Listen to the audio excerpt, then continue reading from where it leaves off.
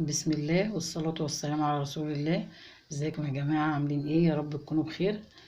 النهاردة هنعمل مع بعض اللفت المخلل. جبت كده كمية من اللفت، جايباه ولا صغير ولا كبير. اللفت زي ما انتم شايفين كده متوسطة، ولا صغير ولا كبير. بحيث ان انا هعمله بطريقة غير الطريقة المعتادة بتاعتنا، اللي هو ايه، علشان يفضل يقعد ويستحمل معانا لغاية رمضان. هنبتدي الاول كده نمسك اللفت، هننضفه ونظبطه وبعدين نكمل مع بعض. وهنا بقى كده بعد ما نضفنا اللفت وغسلناه ونقعته شويه، نزل الطينه اللي فيه، وبعدين نضفته زي ما انتم شايفين كده. بعدين ايه بقى، هنبتدي ايه نخلله. هجيب بقى علبه كده تمام. بعد ما حطيت الكميه كلها هنبتدي انزل بقى بالايه، بالملح. على كل لتر ميه معلقه ملح ايه كبيره. هنزل بالميه كده الاول. ده معايا الشفشق دوت من لتر ونص. تمام. هملاه مره تانية وهكمله لغايه ما ايه اغطي اللفت، ايه وش اللفت كده بالظبط يبقى ايه مليان ميه.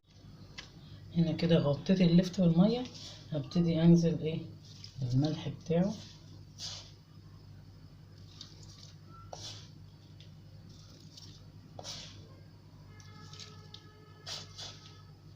نزلت ب5 معالق ملح كبار، لان انا حطيت ايه الشفشقين ودول الشفشقين، فالشفشق عامل لترين ونص، فدول 5 ايه لتر ميه، فحطيت ايه 5 معالق ميه كبيره. هبتدي بقى كده اهزه كده، مش هحط له اي حاجه تانية ولا اي اضافات، هو الملح والميه مش اكتر. هنبتدي بقى ايه نقفل عليه كويس كده، نركنه بقى نشيله في اي مكان كده. ايه تمام. بالنسبه لللفت كده هيقعد معانا بقى رمضان، نطلع منه في رمضان ان شاء الله. اللفتايه سليمه كده هنقطعها بقى التقطيع اللي احنا ايه نحبها، بحيث ان هو ايه يقدر يستحمل ويقعد لايه رمضان. غير المتقطع ده بيبقى عايز ان هو يتاكل بعد كام يوم كده، ايه اللي هو التخليل السريع يعني. وكده وصفتنا تمام، ويا رب يكون الفيديو عجبكم. ولو عجبكم الفيديو يا رب يكون عند حسن ظنكم، وما تنسونيش باللايك بقى والشير.